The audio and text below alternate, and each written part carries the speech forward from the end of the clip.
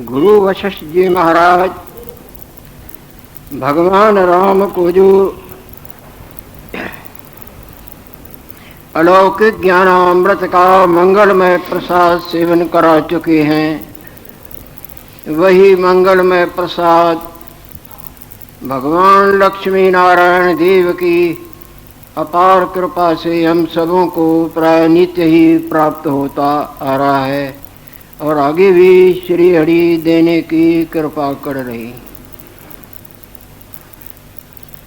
भगवान राम के पूछने पर, ज्ञानवानों के निश्चय पर गुरु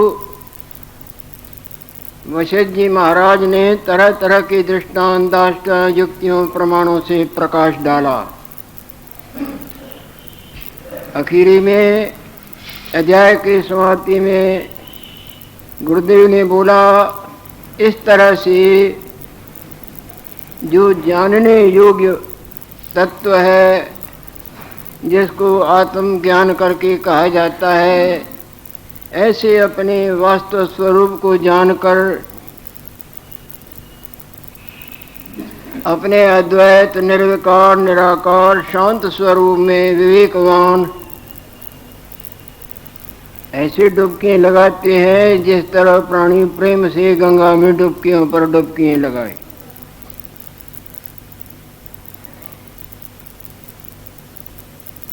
ऐसा निर्मल निश्चय ज्ञानवानों के भाग्य का सौदा होता है। जो जागता है उसको जागृत रूप का ज्ञान होता है और सपने वाली भिन्न भिन्नताई का ज्ञान, जो अनंत उलझनों में उलझा उलझा हर शोक दिखाता था, वो शांत हो जाता है। यह है ज्ञानवानों का निश्चय। अब दूसरा अध्याय आरंभ होने जा रहा है। निर्वाण प्रकरण 12वां अध्याय,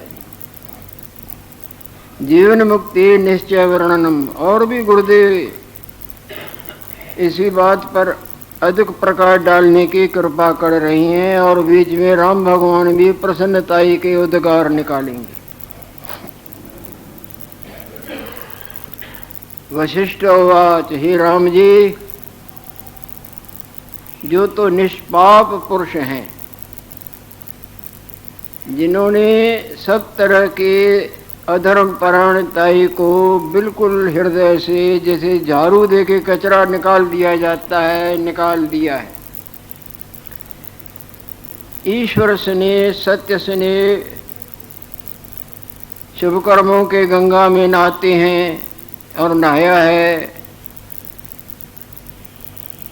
मनसा वाचा कर्मणा, जिन्होंने अपने अधर्म परायणताई कहो, गलत कर्म कहो, बरमुखता कहो, शास्त्र आज्ञाओं की विरुद्धता को, उन सब का त्याग कर दिया है।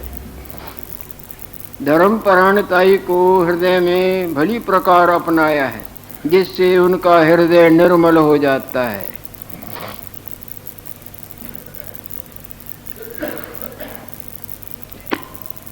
ये जितने भी शुभ कर्म हैं, भगवत आराधन कहो, जप तप, पूजा पाठ, व्रत, नियम, तीर्थ यात्रा इत्यादि इत्यादि, ये हृदय को निर्मल करने की अचूक और अद्भुत औषधि है।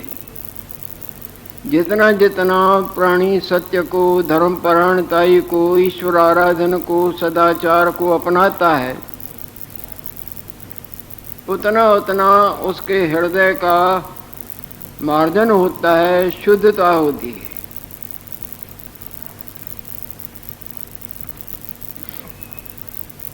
ऐसे जो निष्पाप पुरुष हैं,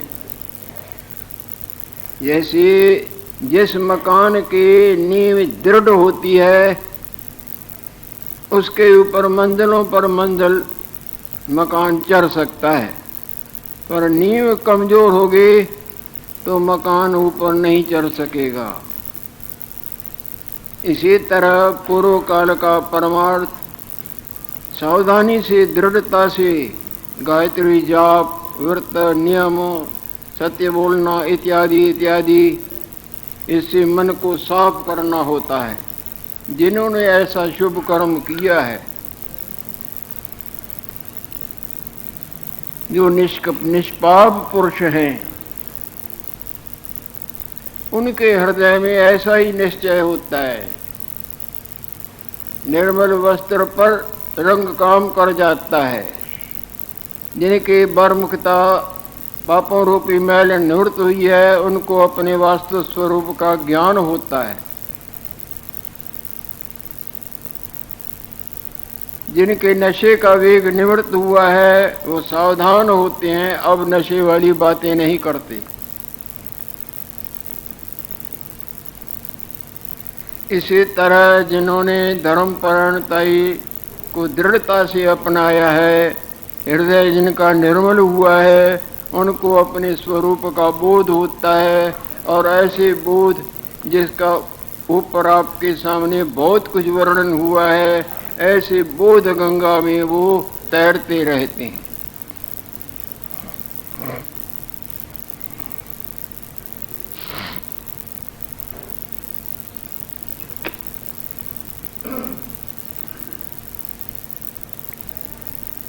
जो सत्य रूप आत्म तत्व है, जो सत्य स्वरूप है और अपना ही आप है, और उस अपने आप में क्या हम, क्या तुम, क्या तुम, क्या हम, क्या भला, क्या बुरा, क्या ये, क्या वो, बिल्कुल कुछ भी नहीं। जिस तरह अपने ही जागृत रूप में स्वप्ने वाला कुछ भी नहीं।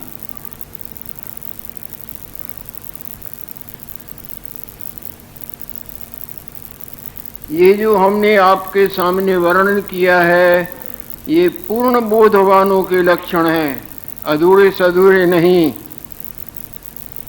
पूर्ण बोधवानों के लक्षण है। वो आत्मताई, आत्म स्वरूप के, सत्य स्वरूप के, निर्मलताई के गंगा में तैरते रहते हैं।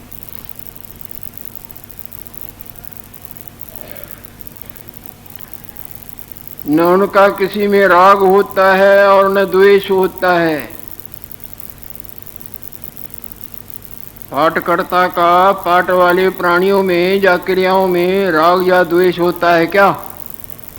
इसी तरह वो वर्ताव में दिखेंगे, परंतु अंदर उस वर्ताव से ऐसे ऊपर उठे रहते हैं जिस तरह मोम जामा भीगता दिखता है, पर भीगन से सदा संग रहता है।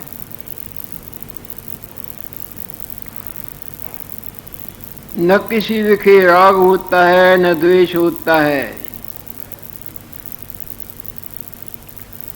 अपना जीना अथवा मरना ये उनको दुख सुख रूप नहीं भासता। जो जगह उसको सपने वाला जीना सुख रूप और वहाँ का मरना दुख रूप भासता है क्या? रोता है क्या कि मैं मर गया, या मैं उस सुंदर रूप से, राजा रूप से जीता था, मेरी क्या हालत हुई?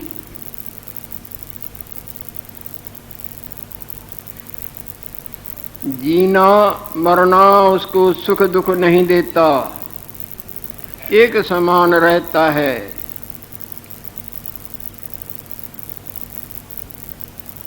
राम जी वो विष्णु देव का अंग है, जो पूर्ण है देवों में देव। विष्णु नारायण का मानो अंग स्वरूप हैं।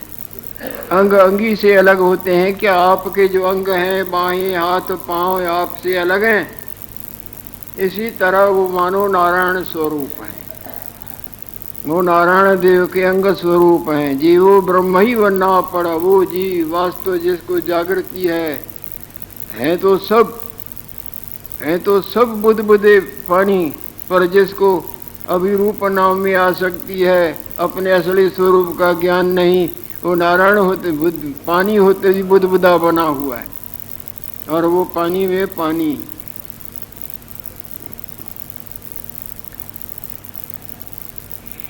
सो विष्णु नारायण का अंग है।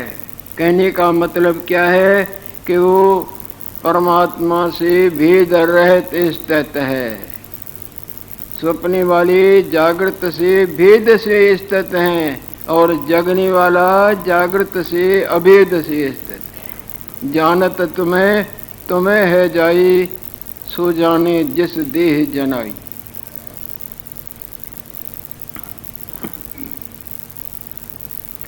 सदा अचल रूप है। स्वप्ने का हेर फेर कितना भी हो जाता है, पर जागृत का हेर फेर नहीं होता, जागृत ज्यों का त्यों रहता है।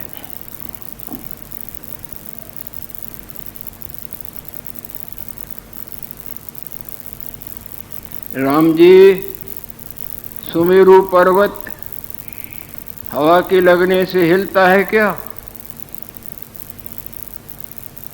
जिस तरह सुमेरु हवा के झकोरों से हिलता नहीं, इसी तरह वो माया के तरह तरह के उतार चढ़ावों से अपने वास्तव निश्चय वास्तव आत्म स्वरूप से हिलते नहीं।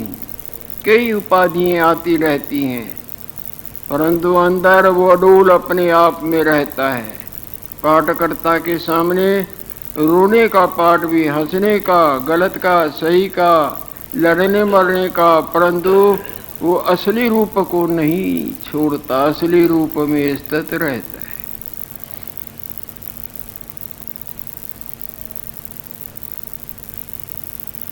इसी तरह विवेकवान दुख कर नहीं चलायमान होता। ऐसे जो ज्ञानवान विवेकवान पुरुष हैं, कई तो वनों में विचरते हैं और कई नगरों में भी बसते हैं, कई द्वीपों में नाना प्रकार के कई प्रकार के स्थानों में विचरते हैं। वास्तवताई को जानने वाले होते तो बड़े दुर्लभ हैं, परंतु होते हैं। अनंत प्रकार के संसार की लीलाओं में जैसा जैसा उनका पाठ होता है, पाठ करते विचरते हैं, परंतु दुख सुख कर वो चलायमान नहीं होते।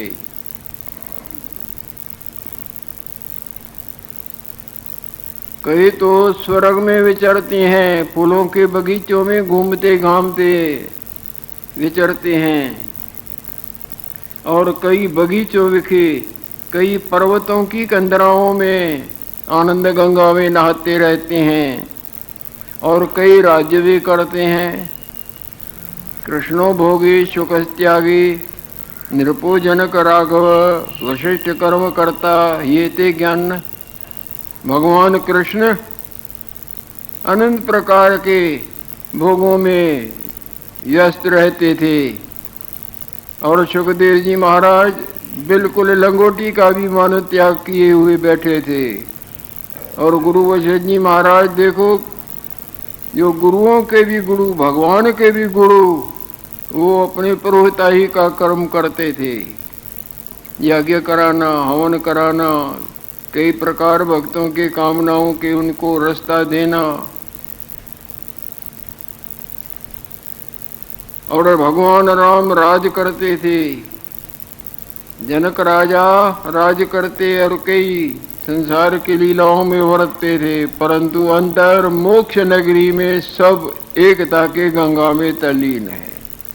बाहर से अलग अलग पाठ थे।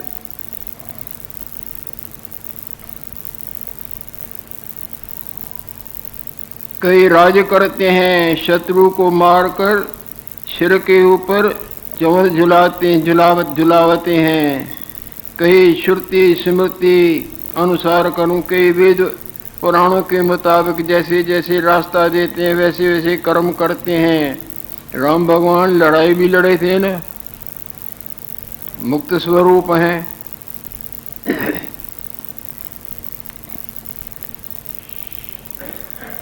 कई भोग भोगते हैं, कई विरक्त होकर विचरते हैं, कई भोगों से उपराम होकर संसार में विचरते हैं, और कई भोगों में भी विचरते हैं, परंतु उस भोगों के रस बुद्धि से अपने आत्म स्वरूप के रस बुद्धि में अचल रहते हैं। प्रारब्ध शरीरों की अलग अलग होती है, किसी की राज करने की होती है, किसी की भीख मांगने की होती है। वो शरीरों की प्रारब्ध है, आत्मा की प्रारब्ध नहीं होती। आत्मा तो स्वयं आनंद स्वरूप है, और उसमें कोई भिन्न भाव का सवाल ही नहीं उठता। किसी बुद्धबुद्धे में थोड़ी हवा भरी पड़ी है, छोटा दिखता है, किसी में बहुत, किसी में ज्यादा, किसी में लहर जैसा झटका मारना, कई बुद्धबुद्धे भी पैदा करना, परंतु पानी रूप करके तो कोई भेद नहीं। इसी तरह प्रारब्ध से किसी का पाठ साधारण है, किसी का अच्छा है, कोई भगवान बनता है, कोई कंस बनता है, तो कोई कृष्ण बनता है, परंतु है तो सब पाठ, वास्तव में तो उनमें कोई भेद नहीं। कई दान यज्ञ आदि कर्म करते हैं, कई ज्ञानवान ऐसे होते हैं जिनको अपने आप का ज्ञान तो है, परंतु प्रवृत्ति में यज्ञ दान शुभ कर्मों की गंगा बहाते रहते हैं। कई दान यज्ञ आदि कर्म करते हैं और कई स्त्रियों के साथ लीलाओं में विचरते रहते हैं। उनके शरीर की प्रारब्ध ऐसी है, आत्मा की प्रारब्ध नहीं। वो वर्तते भी उन वर्तनों से अंदर ऐसे उठे रहते हैं जिस तरह कमल पानी में रहते भी पानी से असंग रहता है।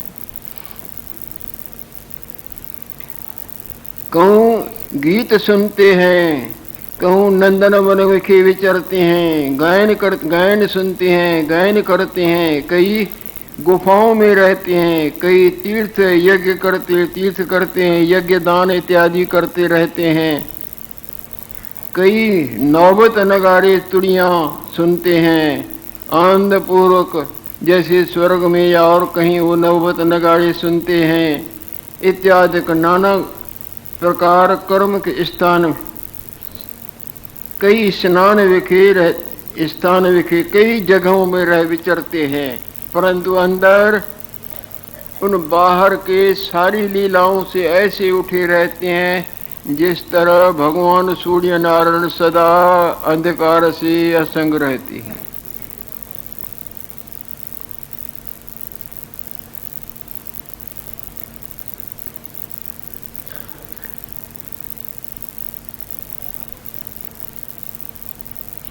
उसमें आपका दृष्टांत जो है, जिस तरह सुमेरु पर्वत क्या टोए भर पानी, थोड़े से टुबे भर पानी में डूब जाएगा?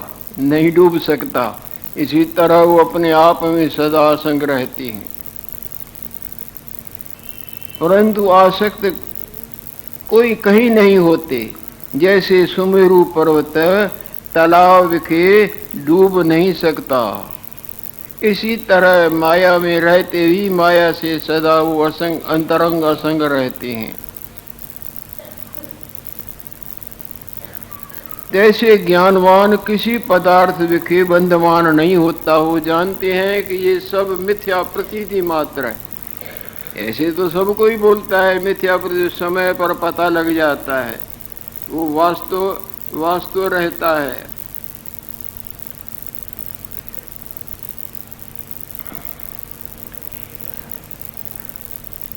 किसी पदार्थ के बंधमान नहीं होते।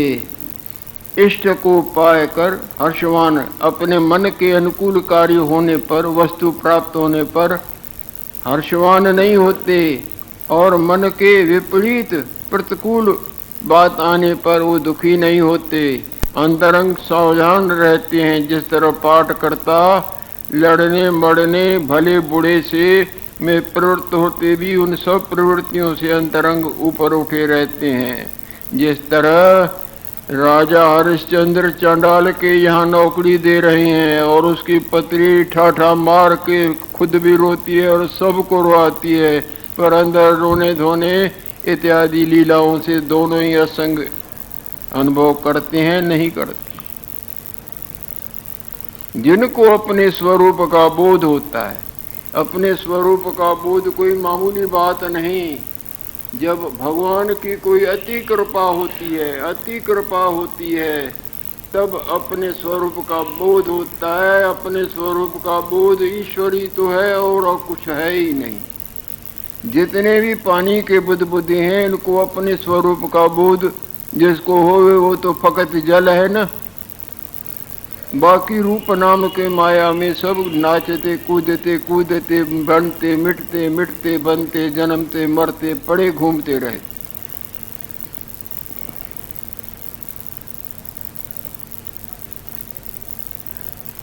आपदा संपदा विखे तुल्य रहती हैं।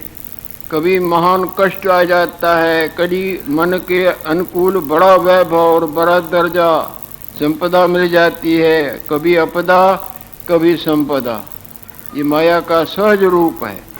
इन रूपों से अंतरंग अपने आप को सदा सावधान रखते हैं। आपदा संपदा विखे तुल्य रहते हैं, और जो उनका धर्म मर्यादा से जैसा पाठ है, पत्नी का, पति का, राजा का, मंत्री का, गुरु का, भाई का, बहन का, वो पाठ सावधानी से पूरा करते रहते हैं।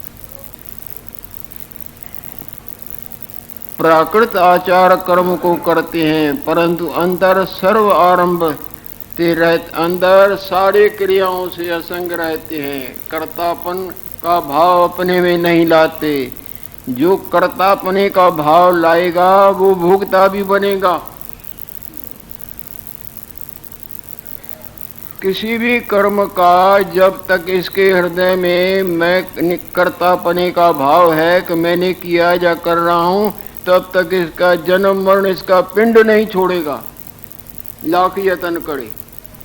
यज्ञों का कर्ता बने, चाहे भले का चाहे बुरे का, तब ये अपने असली स्वरूप को भूला है। असली स्वरूप में ये नकली है नहीं। जैसे प्रकाश में अंधकार है नहीं, जैसे जागृत रूप में स्वप्ने वाला रूप है ही नहीं। यदि किसी स्वप्ने वाले रूप में किसी भी बड़े आडंबर का कर्ता मानता है तो उसको भोगता भी बनना पड़ेगा, और भोगने के लिए जन्म भी लेना पड़ेगा। जो जन्म लेगा तो उसको मरना भी पड़ेगा। वो चरखी में कतता गया, माया में चरखी में वो चला, युगों बीत जाते हैं।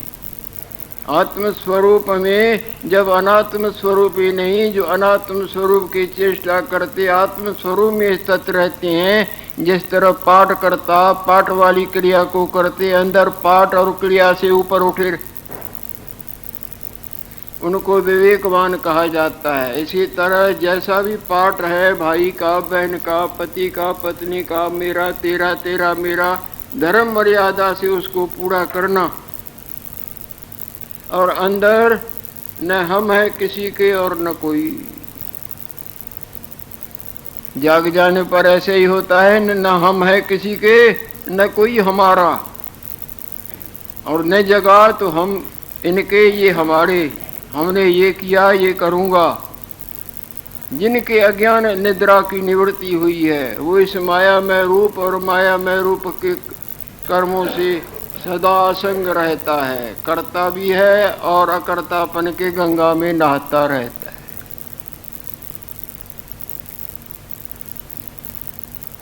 परंतु अंदर सर्व आरंभते रहते हैं। हे राघव, गुरु वशिष्ठ जी महाराज समझा रहे हैं राम भगवान को, हे राघव,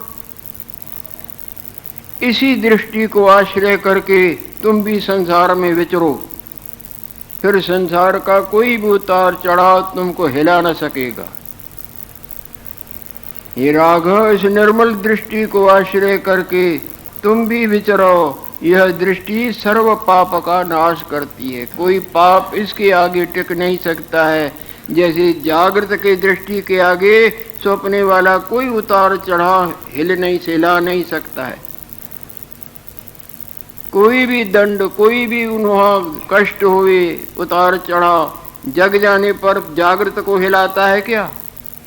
इसी तरह ज्ञान दृष्टि को अपनाना, वास्तवताई का ज्ञान प्राप्त करके उस ज्ञान गंगा में नहाते रहना, और फिर संसार में विचरो। संसार तुम्हारे को कोई भी उतार चढ़ाव जो जन्म मरण का कारण नहीं दिखाएगा। हे राघव, इस दृष्टि को आश्रय करके तुम भी विचरो। यह दृष्टि सर्व पाप का नाश करती है। अहंकार ते रहत होकर जो इच्छा होवे सो करो। मिथ्या मैं वासना को अपना के नहीं, इससे रहत होकर जो तुम्हारे सामने धर्म मर्यादा से क्रिया आती है उसको निभाओ। जब यथाभूतदर्शी हुए तब निर्बंध हुए। जब वास्तवताई का तुमको ज्ञान होगा तो सब बंध खलास हो जाएंगे, और धर्म मर्यादा से पतित पावन जो सामने सामने पतित प्रवाह क्रिया तुम्हारे सामने आती है उसको धर्म मर्यादा से निभाओ।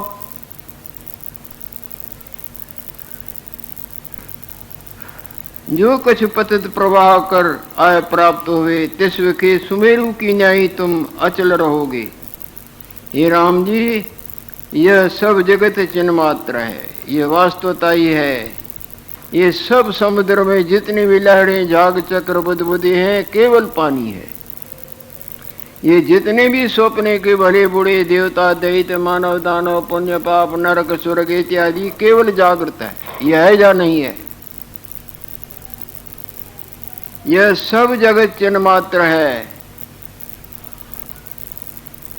न कुछ सत्य है न असत्य है। कहोगे सत्य भी नहीं, समझने की बात है। उतावलताई से अपने मन का अर्थ न लगाओ। स्वप्ने में देवता भी दिखते हैं, दैत्य भी दिखते हैं, जागृत में वो देवता हैं। सिनेमा के पर्दे पर भगवान भी दिखता है, रावण भी दिखता है, पर रावण तो गया मर, वही झूठा है, पर भगवान जो दिखता था, हाथ लगाओ। कोई प्रकार की मन की कल्पना नहीं। मन की कल्पना है ना सत्य। जब सत्य की कल्पना करोगे तो असत्य भी पिंड नहीं छोड़ेगा। कल्पना है ना, एक कहोगे तो दूसरे को तुमने जन्म दे दिया। सर्व कल्पना से रह, जो है सो है ही है, वो आपे आप है, उसमें विलीन होना है। बाकी जो दम भकड़ के दम भरते हैं, हमने देखा जा, हमने पाया जा, हम दिखाते हैं, वो गपोड़े मार रहे हैं, दूसरों को छल विद्या में घसीटते हैं, खुद भी घसीटे हुए हैं। जब आप जाग जाते हैं तो किसको अपना जागृत रूप दिखाते हैं? किसी को दिखाते हैं क्या? आप ही नहीं रहे। जागृत तो सदा अचल का अचल है। मिथ्या अहम वासना का विलीन होना, यही ईश्वर का पाना है। स्वप्ने वाले झूठे मैं वासना का नष्ट होना, यही जागृत का पाना है। या जागृत को कोई पकड़ेगा या देखेगा? आप गंवाइए ता शह पाइए, ये गुरु महाराज के वचन। सारे ज्ञानवानों का सिद्धांत एक होगा, और अज्ञानी अनंत है, इनके निश्चय भी अनंत होंगे।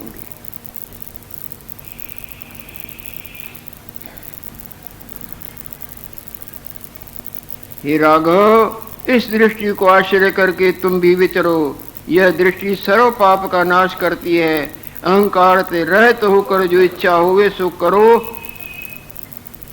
जब यथाभूत दर्शी हुए तब निर्बंध हुए। जो कछ पतित प्रवाह कर आय प्राप्त हुए, तस्व के सुमेरु की न्यायी तुम अचल रहोगे। हे राम जी, यह सब जगत चिन्ह मात्र है। क्या ये जितना भी सागर है, हजारों मैलों में क्यों न होवे, क्या ये फकत पानी नहीं? कितना भी आपने घंटों स्वप्ने देखे, वो केवल जागृत नहीं। यह सब जगत चिन्ह मात्र है। वास्तव में एकमेवाद्वितीयम् ब्रह्म, वेद भगवान भी ऐसे ही बोलता है। एक सच्चिदानंद ब्रह्म परमात्मा सदा सदा अपने आप में स्थित है। उसमें हम और तुम और कितनी माया मानते और देखते और विचरते हैं। इसको हृदय में जगह नहीं देना है। जिस तरह सिनेमा के पर्दे पर जो कुछ भी दिखता है वो केवल मिथ्या प्रतीति मात्र है। उसको हृदय में जगह दें तो जाके हाथ तो लगाओ, कुछ है, सवाए पशेमानी के तुझे क्या हाथ आएगा। यह सब जगत चिन्ह मात्र है, न कुछ सत्य है न असत्य है। वही इस प्रकार होकर भासता है। वो फिल्म की छाया ही होकर भासती है। आपकी झूठी स्वप्ने वाली मैं ही होकर भासती है। वो झूठी मैं तो है ना जो होकर भासती है। जाग के देखें वो झूठी मैं है, जागे नहीं तो झूठी मैं। दिन का न होना ही रात्रि होकर दिखता है, और कोई रात्रि होती है? स्वप्नी जागृत का भूलना ही झूठी मैं।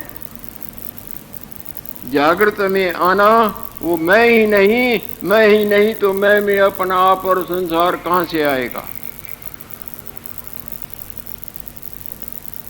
यह सब जगत चिन्मात्र है, न कुछ सत्य है न सत्य है, वही इस प्रकार होकर भासता है। इस दृष्टि को आश्रय करके अपर तुच्छ दृष्टि को त्यागो। ये जो माया में तुच्छ दृष्टि है, ये अनंत दुखों का कारण है, युगों भटकाती रहती है। ऐसी निर्मल दृष्टि को आश्रय करके सावधान हो के संसार में विचरो। संसार तुमको कुछ भी कष्ट नहीं देगा।